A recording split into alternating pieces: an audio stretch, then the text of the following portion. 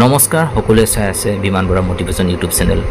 এটি দুখৰ খবৰ সকলোৱে গম পাইছে, জুবিন গাৰ্গ দাদা আমাৰ মাজত বৰ্তমান নাই। 19 ছেপ্টেম্বৰ 2025 আজি যিহেতু জুবিন গাৰ্গ যাক আমি সকলোৱে সংগীতৰ ৰজা বুলি কওঁ, চিনি পাওঁ, তেওঁৰ ছিংগাপুৰত এটি দুৰ্ঘটনাত তেওঁ মৃত্যুবৰণ কৰিছে। মাত্ৰ 52 বছৰ বয়সত তেওঁক আমাক এৰি সকলোকে কোনোবাই এৰি গুচি গ'ল। তেওঁৰ গানেতো আমাক সদায় চিৰকাল জীয়াই থাকিব আৰু কেনেকৈ পাহৰি নিজকে ভাবিব পৰা নাই। আচলতে এই কেনেকৈ এই ঘটনা হ'ল, জুবিন গাৰ্গ ছিংগাপুৰলৈ ছুটি কটাবলৈ গৈছিল। আজি ৰাতিপুৱা তেওঁ সমুদ্ৰত যিটো কয় স্কুবা ডাইভিং কৰি আছিল। স্কুবা ডাইভিং মানে হ'ল সমুদ্ৰৰ তলত অক্সিজেনৰ টেংক লৈ সাঁতোৰা, আৰু স্কুবা ডাইভিং কৰোঁতে তেওঁৰ অক্সিজেনৰ কিবা কমি হ'ল আৰু সমস্যা হয়, তেওঁৰ পানীৰ তলত আবদ্ধ হৈ পৰে আৰু সাঁতুৰি উঠিব নোৱাৰিলে।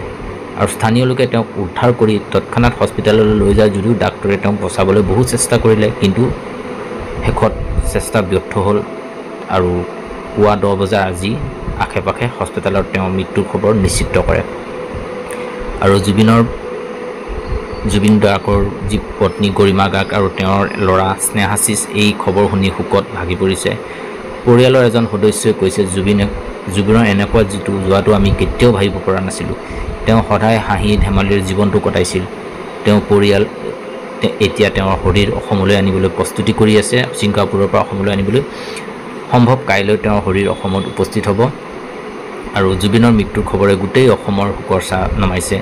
গুৱাহাটী, যোৰহাট, শিৱসাগৰ লগতে তেওঁৰ জন্মস্থান তুৰাতুল তেওঁক সকলোৱে স্মৰণ কৰি গান গাইছে। তেওঁৰ জনপ্ৰিয় গানটো সকলোতো জনপ্ৰিয়, আপোনালোকে জানেই। আৰু টুইটাৰ জুবিন গাৰ্গ হেশ্বটেগৰ জৰিয়তে হাজাৰ হাজাৰ লোকে তেওঁ গান শ্বেয়াৰ কৰি শোক প্ৰকাশ কৰিছে। আৰু ৰাজনৈতিক নেতা শিল্পীৰ সকলো শোকৰ ছাঁ কৈছে। মুখ্যমন্ত্ৰী হিমন্ত বিশ্ব শৰ্মাই কৈছে, জুবিন আমাৰ অসমৰ গৌৰৱ আছিল, তেওঁৰ গানে আমাৰ সংস্কৃতিক জীয়াই ৰাখিছিল। বলিউডৰ গায়ক সোনু নিগমেও কৈছে, জুবিনৰ কণ্ঠ আছিল অসাধাৰণ, তেওঁ যোৱাটো সংগীত জগতৰ বৰ ক্ষতি। অভিনেতা অভিষেক বচ্চনৰ লগতে অসমৰ বহু শিল্পীয়ে শোকৰ বাৰ্তা প্ৰকাশ কৰিছে। আৰু জুবিন গাৰ্গৰ জন্ম হৈছিল 1972 চনত মেঘালয়ৰ তুৰাত। তেওঁ অসমীয়া, হিন্দী, বাংলা, ভোজপুৰীৰ দৰে 40টাৰো অধিক ভাষাত গান গাইছিল। তেওঁৰ প্ৰথম এলবাম অনামিকাৰ পৰা তেওঁৰ সংগীতৰ যাত্ৰা হৈছিল।